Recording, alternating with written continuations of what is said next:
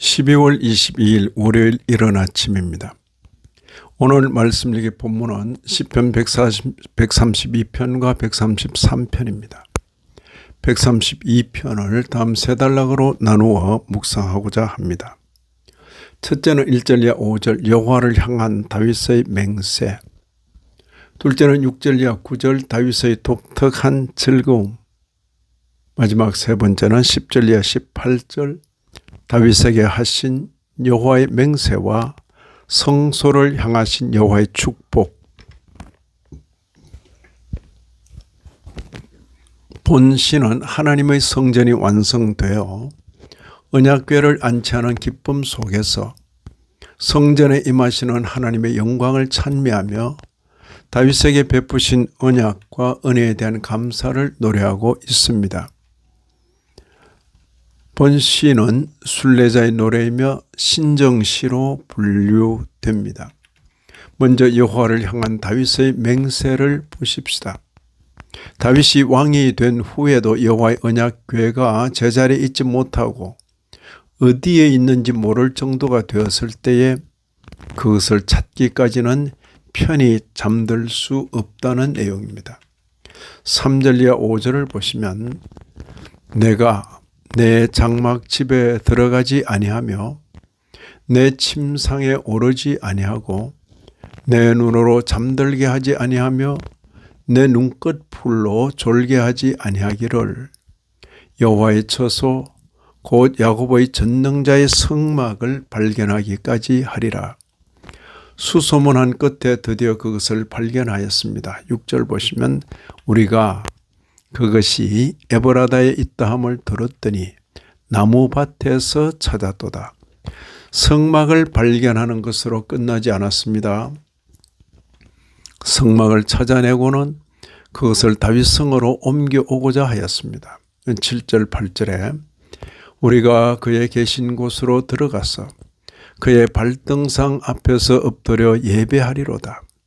여호와여 일어나사 주의 권능의 궤와 함께 평안한 곳으로 들어가소서. 우여곡절 끝에 성막을 다윗성으로 옮겼습니다. 성막을 다윗성으로 옮긴 것으로도 다윗의 마음에 한이 차지 않았습니다. 다윗은 성전을 짓고자 하는 마음을 표현했습니다. 그때 하나님께서 다윗에게 약속하셨습니다. 네가 내 집을 짓는 것이 아니라 내가 네 집을 짓겠다라고. 바로 이 대목에서 다윗을 향하신 여호와 하나님의 맹세가 나옵니다. 11절 12절입니다. 여호와께서 다윗에게 성실히 맹세하셨으니 변하지 아니하실지라. 이러시기를 내 몸의 소생을 내 왕위에 둘지라. 내 자손이 내 언약과 그들에게 교훈하는 내 증거를 지킬진대 그들의 후손도 영원히 네 왕위에 앉으리라 하셨도다. 성도 다윗은 하나님을 대하여 맹세하고 여호와 하나님은 성도 다윗을 대하여 맹세하십니다. 참 보기가 좋습니다. 서로가 서로를 위하는 마음을 느낄 수 있습니다. 여호와를 하나님으로 믿는 신앙생활은 바로 이런 것입니다. 하나님께서는 성도에게 자신을 위해 달라고 하시고 성도는 하나님에게 자신을 위해 달라고 하는 그런 식의 종교가 아닙니다. 도리어 하나님께서 성도를 위하시고 그 마음을 알아챈 성도는 하나님을 위하려고 하는 종교입니다. 이런 내용이 신약에서는 다음과 같이 표현되어 있습니다. 고린도후서 5장 15절을 보시면 그가 모든 사람을 대신하여 죽으심은 살아있는 자들로 하여금 다시는 그들 자신을 위하여 살지 않고 오직 그들을 대신하여 죽었다가 다시 살아나신 이를 위하여 살게 하려 함이라. 이런 삶의 한 모습이 바로 바울 사도가 보여준 삶입니다. 고린도후서 12장 10절입니다. 그러므로 내가 그리스도를 위하여 약한 것들과 능욕과 궁핍과 박해와 곤고를 기뻐하노니 이는 내가 약한 그때의 강함이라. 이런 삶에 대하여는 일찍이 주님께서 제자들에게 말씀해 주셨습니다.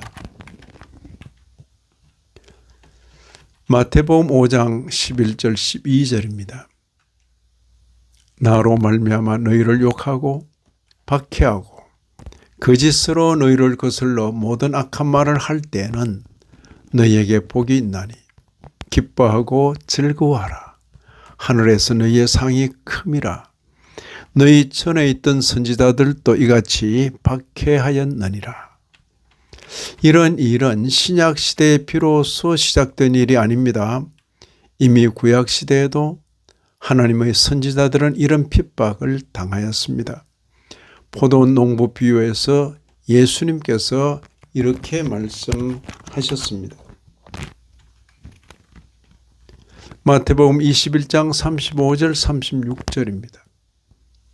농부들이 종들을 잡아 하나는 심히 때리고 하나는 죽이고 하나는 돌로 쳤거늘 다시 다른 종들을 처음보다 많이 보내니 그들에게도 그렇게 하였는지라. 구약 선지자들을 생각하게 하는 대목입니다. 이런 말씀을 읽는 신약교회 성도인 우리로서는 우리 신앙의 핵심을 바로 알아야 하겠습니다. 날 위해 달라고 하는 종교가 아니라 우리를 위해 주신 하나님의 마음을 깨닫고 우리 또한 하나님을 위하여 살겠다고 다짐하는 종교입니다. 이것 또한 억지나 강제가 아닙니다. 감사와 감격, 기쁨과 즐거움으로 살아가는 삶입니다.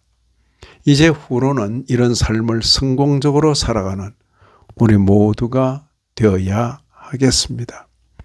이 아침에도 말씀에 참여하신 모든 분들 위해 하나님의 크신 은혜가 더하시기를 진심으로 기원합니다.